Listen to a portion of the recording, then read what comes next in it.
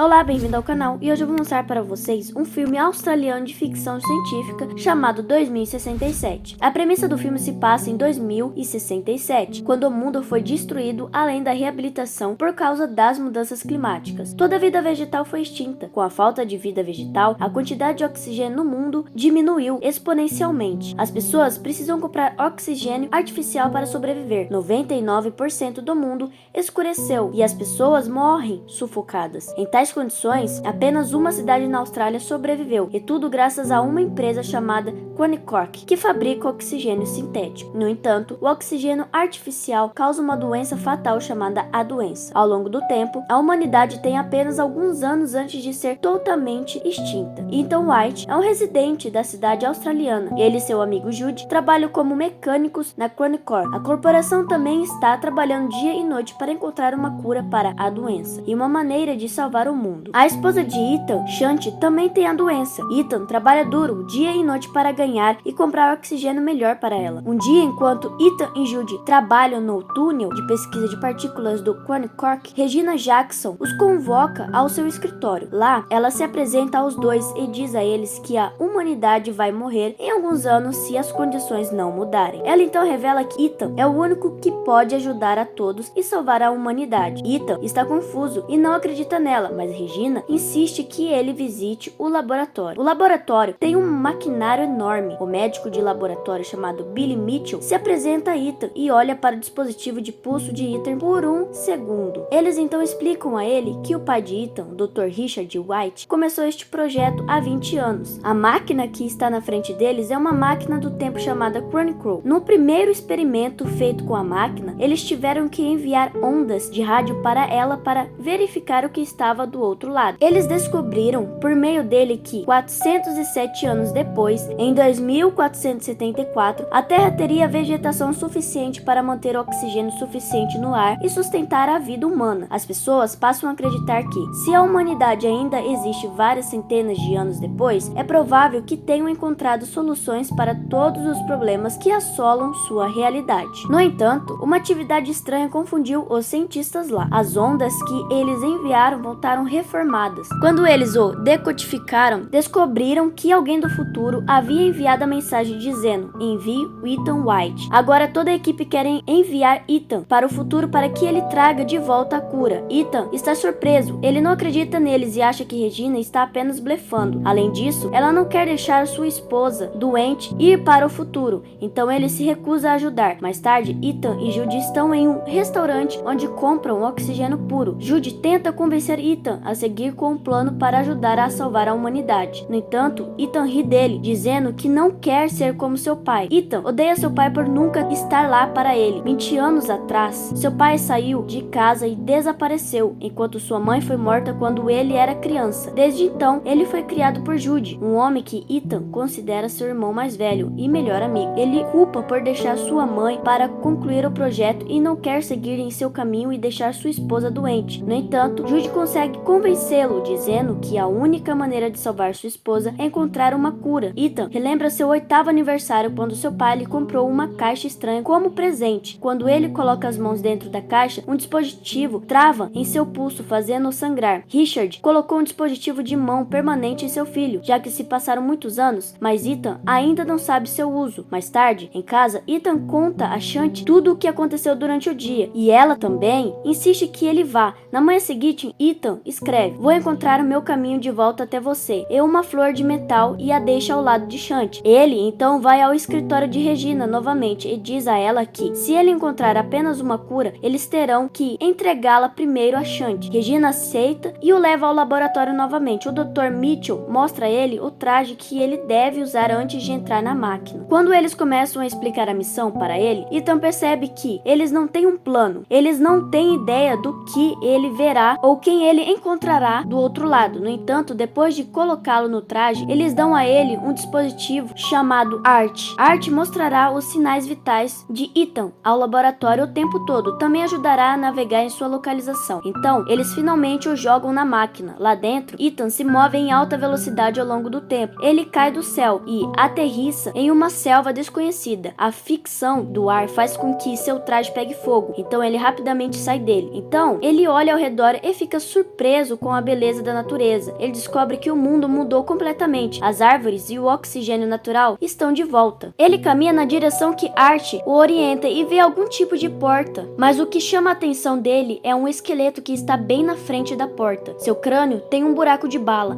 Além disso, ele olha para o crachá e fica horrorizado ao ver seu próprio nome. O esqueleto é de Ethan. Ethan também encontra o Arch do esqueleto e toca a última gravação nele. Ele ouve um homem dizer que esse é o único caminho e atira nele. Nesse momento, a energia do dispositivo é desligada. Ele fica horrorizado, acreditando que este é o único destino que o espera. Ele percebe que o dispositivo de pulso do esqueleto é idêntico ao de Ethan, exceto a luz brilhante verde no dispositivo do esqueleto, mas o de Ethan ficou vermelho a vida toda. Naquela noite, ele acende uma fogueira e come frutos silvestres. Acontece que as frutas eram venenosas. Ethan vomita e começa a ficar inconsciente. Ethan acorda depois de um tempo e fica surpreso ao ver Judy na frente dele. O laboratório viu os sinais vitais de Ethan caindo e assumiu que ele estava tendo uma reação a um veneno. Então, eles rapidamente enviaram Judy para o futuro, com a cura para salvá-lo. Algum tempo depois, Ethan e Judy encontram o esqueleto que continua lá, o que significa que seu destino não mudou. Eles então usam Arch para encontrar outra porta. Algum dispositivo escaneia o olho de Ethan e acende e concede o acesso. Quando eles entram, o monitor o recebe. Ele pede uma amostra de DNA. Quando ele aceita, seu dispositivo de pulso começa a funcionar, fazendo com que ele sangre. Após o exame de sangue, fica verde. As luzes da sala acendem e eles percebem que estão no laboratório 407 anos depois. A máquina do tempo está na frente deles também. Judy fica animado porque agora eles têm os meios de voltar ao passado. Mas Ethan